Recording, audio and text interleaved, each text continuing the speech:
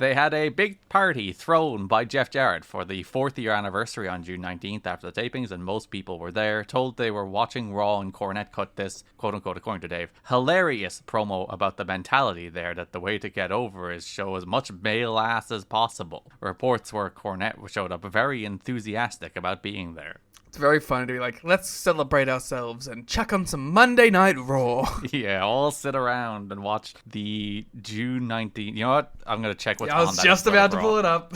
Yeah. Candice Michelle and Mickie James defeat Maria and Tori Wilson. You're a better cage matcher than I. Charlie Haas versus Viscera. Oh, they all the stars. Umaga Squash. John Cena defeating Bowles Mahoney. Of course. Randy Orton defeating Snitsky. Yep. Johnny Nitro and Shelton Benjamin defeating Carlito in a 2-on-1 handicap match. Edge defeating Ric Flair. I would like to take a moment to point out that there are 7 matches on this episode of Raw, the longest of which is 4 minutes. Yep, the main event, 2 minutes. The match times, 1:28, 2:23, 1:06, 4 minutes for Cena Balls Mahoney. That's a relatively 60-minute Broadway for Raw standards. 2:30, 2:50, and 1:55 are your match times for this 2006 episode of Raw. We were talking about it before. It's totally in that era, the most we do not like what we are than it has ever been. Yeah, that is the thing. That is the context in which you do have to view TNA through the lens of. It's just by contrast, TNA is this wrestling utopia, you know? Yeah, you can kind of understand, if that was what they were getting on the other side, this is fucking Ring of Honor, you know? This is a fully fledged pro wrestling show in comparison. Yeah, we would watch it back and be it's a little still too WWE pilled, it's a little too sports entertainment-y. But then when you look at what's on the other channel, you are well, you know what? They still have this Kick-Ass Joe stuff. I guess that's way better than Raw. We should be forced to center ourselves and watch a Raw from this era just to be remind ourselves what it is in comparison to. Yeah, but wait a minute now. And we come back and we're actually TNA's fucking awesome. I will take my 4-minute Jay Lethal Alex Shelley TV match any day. It's longer than anything on a Raw. Oh, it probably was longer than anything on the Raw. Yeah, I think it did go longer than 4. I think even Sanjay Jarrell Clark went longer than anything on Raw. So I don't know. Yeah, maybe I will watch a Raw from the era just to provide context.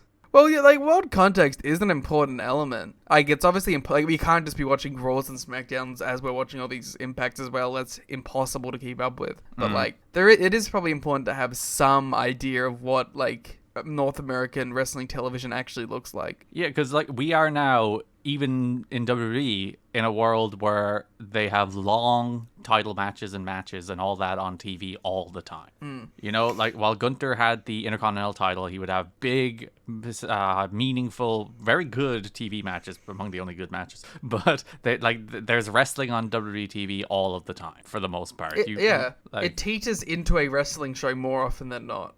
Even taking AEW out of it, which is obviously, those shows are good matches. Even Raw will give you a 15-minute match most weeks. I'm going to go to this week's Raw. Might not be a good example, but who knows? Yeah, the episode where they murdered people.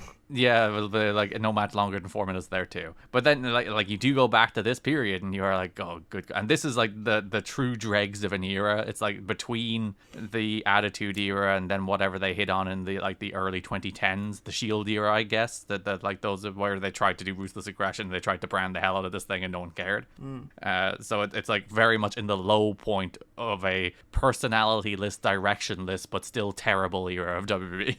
Raw this week, 6 minutes, 8 minutes, 8 minutes, 3 minutes, 12 minutes, 16 minutes almost. Yeah, so you can see even having 8-minute matches is revolutionary compared to a 2006 Raw. Yeah, and the big 16-minute main event. What was that? That was the 3-way Money in the Bank qualifier, Jey Uso, Finn Balor, Rey. Sure. And so last Raw, longest match was 14 minutes, which was Braun, Dragon Lee, and Ray versus Khali Judgment Day. But you also had Drew and Finn going 13. SmackDown, Solo Sikoa, Kevin Owens, 17 minutes.